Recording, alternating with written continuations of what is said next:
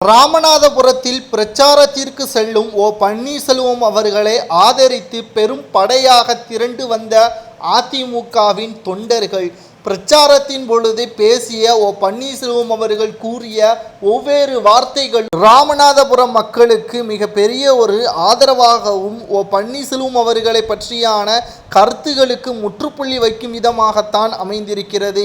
என்ன பேசியிருந்தார் என்பதை பற்றி இந்த வீடியோவில் பார்க்கலாம்.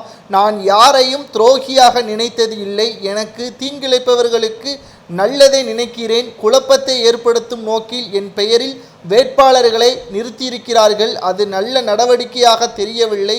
செல்லும் இடமெல்லாம் மக்களின் நல்ல வரவேற்பு எனக்கு இருக்கிறது. என்னை நிச்சயமாக ராமநாதபுரத்தில் வெற்றியடைய வைத்தால் கச்சத்தீவை மீட்க குரல் கொடுப்பேன். ராமநாதபுரம் மீனவர்கள் கைது நடவடிக்கைக்கு எதிராக குரல் கொடுப்பேன் என்றும் பன்னீர்செல்வம் அவர்கள் பேசியுள்ளார். இதற்கு முன்பாக ராமநாதபுர தொகுதி திமுக கூட்டணி கட்சியின் வேட்பாளர் நவாஸ்கனி அவர்கள் வெற்றியடைந்தார். ஆனால் அதர் வெற்றியடைந்ததால் எந்த ஒரு பயனையும் ராமநாதபுரம் மக்கள் அடையவில்லை என்றும் சிறைக்கு சென்ற மீனவர்கள் விடுதலைக்கு பற்றியான எந்த ஒரு கருத்துக்களையும் நாடாளுமன்றத்தில் முன்மொழியவில்லை என்றும் பன்னீர்செல்வம் அவர்கள் பிரச்சாரத்தின் பொழுது கூறியுள்ளார். நான் 5 முறை தேனியில் வெற்றியடைந்தேன் என்றும் சட்டமன்ற தேர்தலில் வெற்றியடைந்து 5 முறை எம்எல்ஏக்களாக என்னை தேர்வு செய்தார்கள். இதுவரைக்கும் தேனி தொகுதியில் எந்த ஒரு அடிப்படை வசதி கூட இல்லாத நிலை உருவாகவில்லை என்றும் நான் வெற்றியடைய போதெல்லாம் சொன்ன வாக்குறுதிகள் அனைத்தையும் நிறைவேற்றிவிட்டேன். அதன் காரணமாகத்தான் 5 முறை தேனி மக்கள் என்னை வெற்றியடைய வைத்தார்கள் என்றும் பன்னீர்செல்வம் அவர்கள் கூறியுள்ளார். தற்பொழுது அதே நிலைமைதான் ராமநாதபுரம் மக்களுக்கும் நான் வாக்களிக்கிறேன். என்னை ஒரு முறை எம்பியாக தேர்வு செய்யுங்கள். இதுவரை அல்லாத ராமநாதபுரத்தை முன்னிறுத்தி தமிழகத்தின் முன்மாதிரியான தொகுதியாக நான் மாற்றி காட்டுகிறேன் என்றும் பன்னீர்செல்வம் அவர்கள் கூறியுள்ளார்.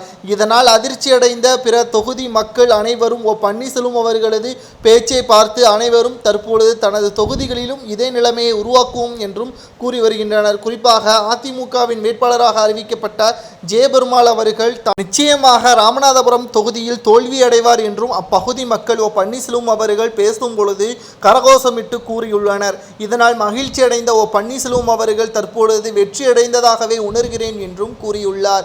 புரட்சித் தலைவி ஜெயலலிதா அவர்களது உண்மையான விசுவாசியாக இருந்த பன்னீர்செல்வம் அவர்கள் எடப்பாடி பழனிசாமி என்ற துரோகியின் காரணமாக அதிமுகவில் இருந்து நீக்கப்பட்டாலும் எம்பியாக தேர்வு செய்தால் நிச்சயமாக மத்திய அமைச்சராக வந்துவிடலாம். அதற்கு பிறகு அதிமுகவை மீட்டெடுத்து விடலாம் என்றும் தற்பொழுது அரசியல் வட்டாரங்களில் பேசுபொருளாக மாறியிருக்கிறது. உங்களது கருத்துக்களை கூறுங்கள். ராமநாதபுரம் தொகுதியில் பன்னீர்செல்வம் அவர்கள் மிக பெரிய அளவில் வாக்கு வித்தியாசத்தில் வெற்றியடைவாரா என்பதை உங்களது கருத்துக்களை மட்டும் கமெண்ட் வாயிலாக கூறுங்கள்.